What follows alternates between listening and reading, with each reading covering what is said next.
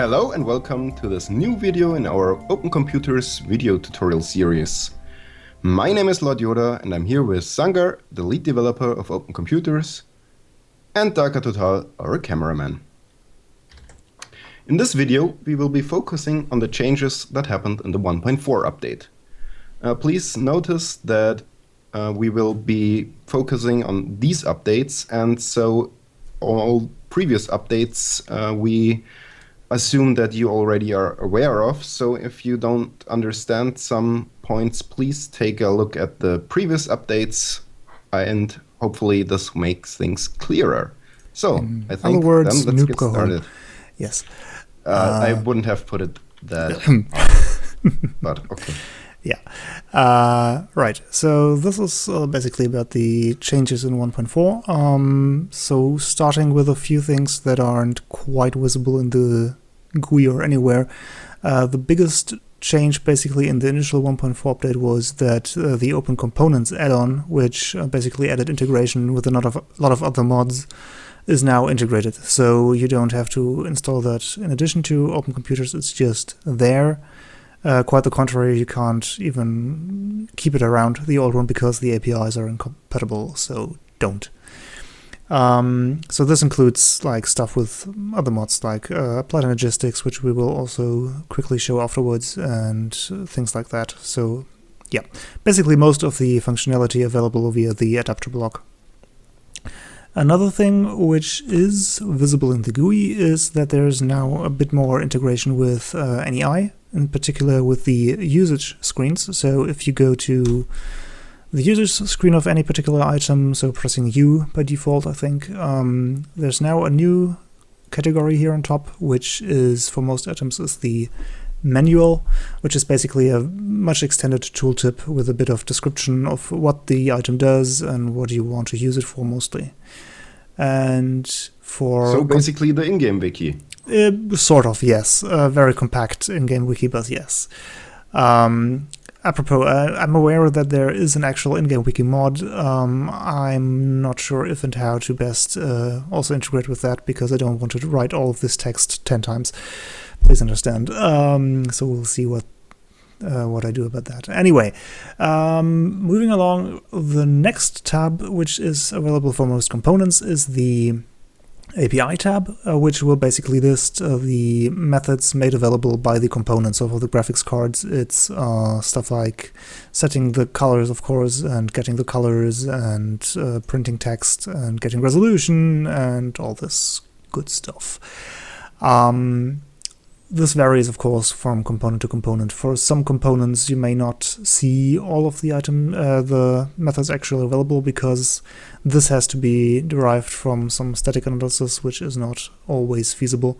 But for the most part, it will give you a good idea of what you can do with the items without having to look it up inside a computer itself. So that about that. A next thing, which is also a relatively subtle change, is that different blocks now accept different amounts of energy per tick. So before, you could use pretty much any item that did accept external power to replace the power converter block. Now they accept different rates, basically. So if you look at the tooltip of certain blocks, you will now notice at the bottom here the energy conversion speed, which, for example, for the basic tier 1 case is 5 OC energy per tick. For very simple systems, like, well, basically a tier 1 computer with a tier 1 screen and stuff like that, this will be enough normally. If you want to, let's say, charge a robot, this will not really make you happy unless you have a lot of capacitors and a lot of time between the charging operations. For stuff like that, you will now really want to use the power converter, because that allows the maximum conversion speed of all blocks, which is 500 OC energy per tick. So as usual, except the creative. General, yeah, well, but that doesn't convert stuff. That just generates infinite amounts of energy per tick. So yes, the usual conversion rates apply. Those don't differ from different converter blocks. Only the speed. The rates are the same for all. Alright, okay, so, and one more usability thinger is that components, so the drivers for components can now specify what they want to work in. So, for example, if I have, let's say, if I have a tablet, I can now teach my redstone cards that they are not very useful in the tablet because the tablet cannot interact with normal redstone in the world. So therefore they cannot even be put into the assembler when there is a tablet case in there. This is mostly to avoid confusion and to hint at what is actually useful in certain configurations. So in this case, the redstone card would be a total waste of your time, and you'd either waste a slot or even want to disassemble the thing again anyway. So that's another usability feature that was added. Next up, adapters. So the adapters have been, well, on the one hand nerfed, on the other hand just a bit reworked. They do now have an inventory, which takes one item, one upgrade. So before, if you had an adapter, you could just interact with any inventory adjacent to it just like that. The point was brought up that this seems somewhat unfair compared to robots which need the inventory controller upgrade. And, well, I agree. So now you need, for certain operations, you need the appropriate upgrade. So, for example, to interact with inventories the way you did before, you now need the inventory upgrade, inventory controller upgrade in this slot, which will then show up as the inventory controller component in the network. So you use it basically the same way as you would use it in the robot. When you want to interact with signs, you put the sign upgrade in here. When you want to use the tank controller stuff, you put the tank controller upgrade in here. So those are the ones that I think currently fit in here of the old components.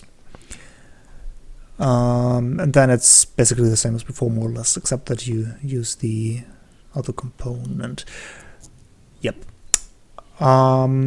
Which brings us to a new component. So sorry, but yep. So basically you only insert components, no, not blocks.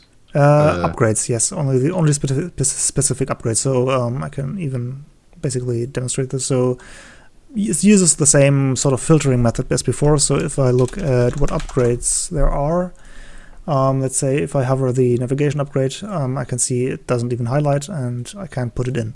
But if I, let's say, pick the sign upgrade, so I will see this works and I can put it in, and then I can use it from computers connected to the adapter. And the same for the controller upgrades, so tank and inventory controls, yes. So those are the ones that fit in. Basically the ones that you can put in are the ones that you need to put in if you want to use their functionality. Right. Okay. Better? Clear now? Yes. Very good.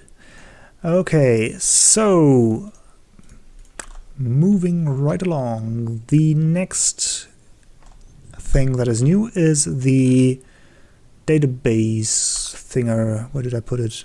Where did I put it? I think over there. Oh, right, over there. Yes, good point. Where it belongs. It makes too much sense. Yes, so there's a new type of upgrade now, which also comes in 3 tiers. That's just for demonstration purposes, show off them. This upgrade, the database upgrade, is used to store information about item stacks that you would normally not have access to. So if you use a inventory controller to get the information about a stack in a slot, you will get only very specific information and preprocessed information based on the converters present, either provided by OpenComputers itself or by add-on mods. What it will not contain most specifically, unless you activate it in the configs, but by default it's disabled, is the full NBT data of an item. So this is not made available mostly because it would be just a tad too much information essentially, and I feel it's a bit too much well, implementation detail that does not fit when seen from the world perspective, so it's a bit out of character basically. This does, however, limit the abilities you have when needing to provide an item stack to certain callbacks. The first thing that uses it for now, I think it's the only thing that uses it for now, is the driver for ME export buses. So an ME export bus has, as you might know, has this configuration screen where you can tell it which kind of item it should export. So if I put in some kind of item, now the export bus will know, okay, it should export this kind of item. There is a driver for this block, for this component, so we have an adapter next to it. So if I go to the computer, which is connected via this set of tubes, which is the internet, to our computer, we can see that there is in fact somewhere a ME export bus, this one here.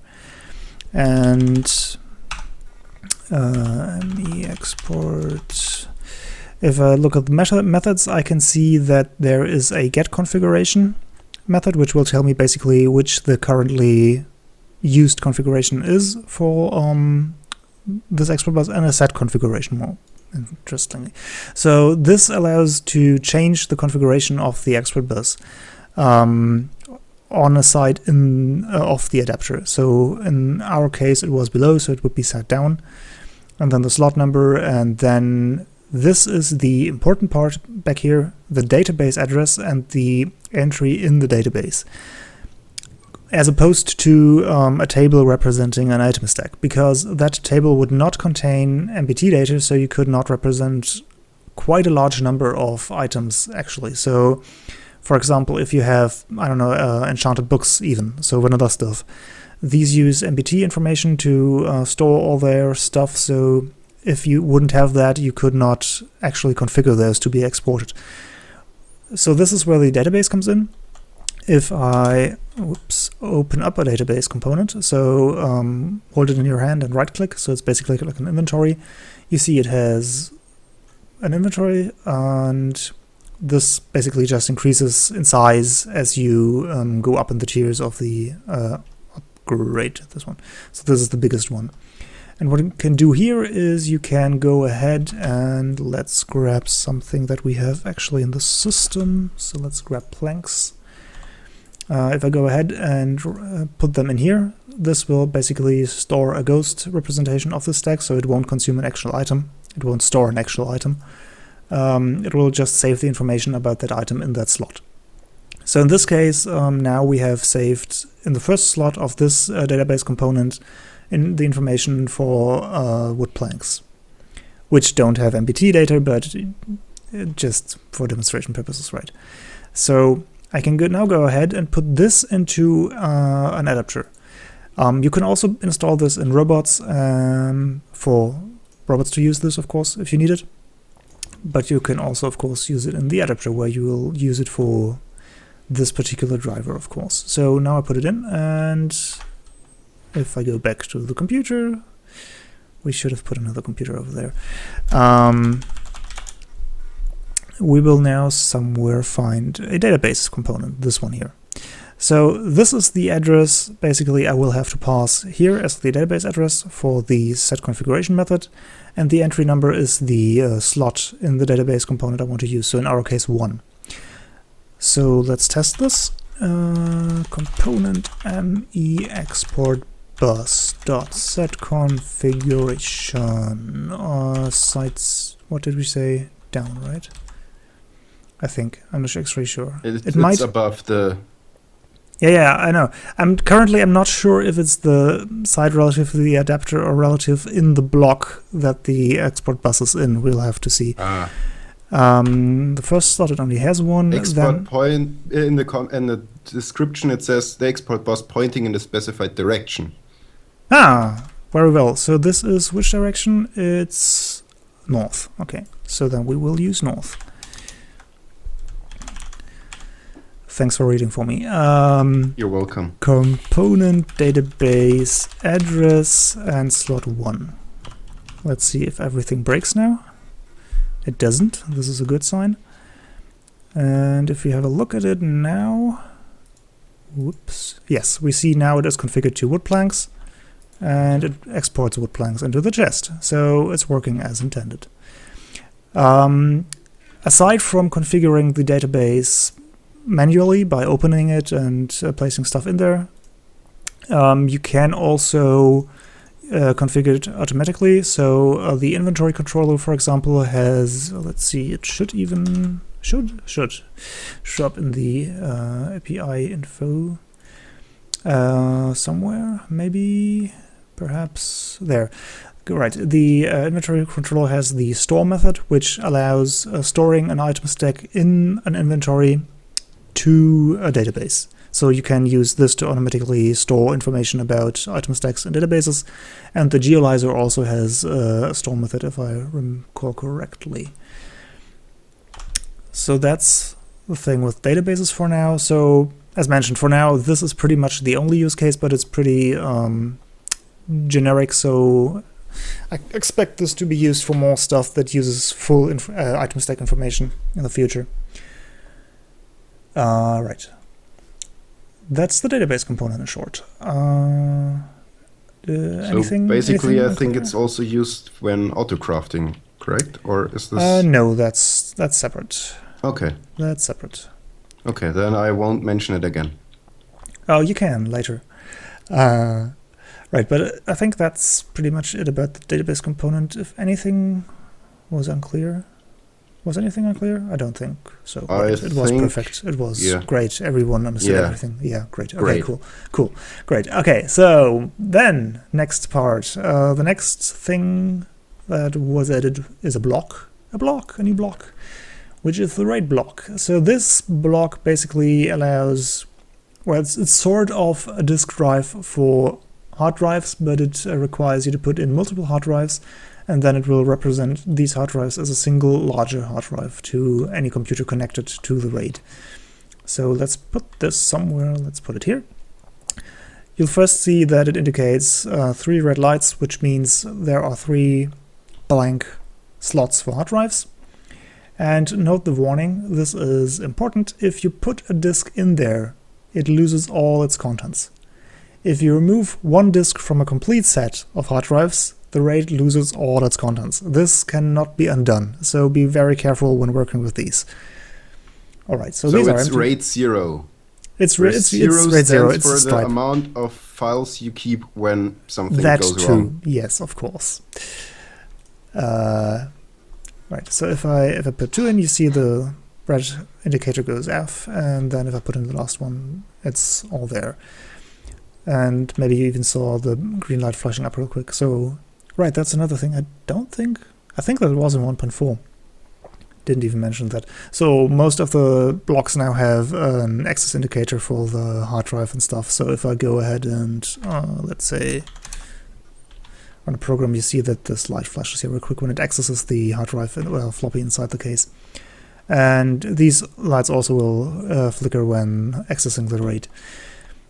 So that's the RAIDs. If I have a look at here, just run that. So this is second from the bottom is the RAID file system. So as you can see, it's pretty big.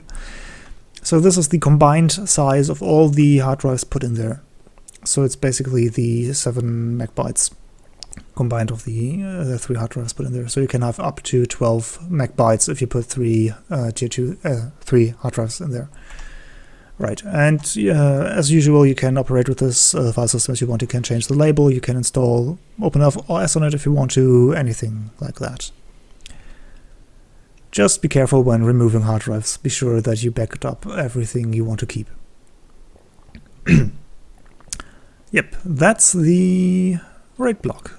Okay. Right. So I think, I think we will stop here for this part and continue the 1.4 upgrades in the next part, because was happening very much. You did a great job. Yeah, I did a great job of keeping busy here and changing everything. Yes, but yeah, a few more things in the next video.